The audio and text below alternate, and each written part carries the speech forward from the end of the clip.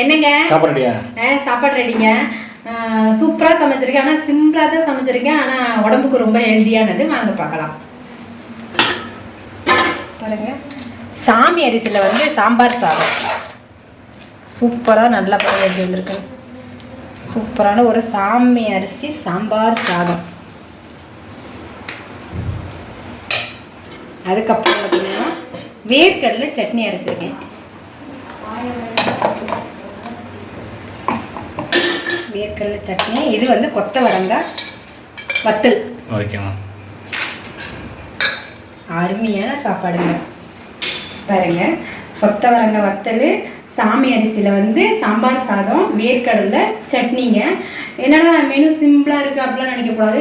தட்டு நிறையா கூட்டு அவியெல்லாம் வச்சு சாப்பிட்றதுக்காக இந்த மாதிரி சாப்பிட்டோம்னா உடம்புக்கு ரொம்ப சத்தானது கூடி உடம்புக்கு ரொம்ப ஆரோக்கியமானது. நீங்களும் இந்த மாதிரி சமைச்சு சாப்பிட்டு டேஸ்ட் எப்படி இருக்குன்னு சொல்லுங்கள். நம்ம வீடியோ பிடிச்சிருந்தா மறக்காமல் ஒரு லைக் மட்டும் போடுங்க. நெக்ஸ்ட் வீடியோவில் பார்க்குறேங்க. பாய்ங்க.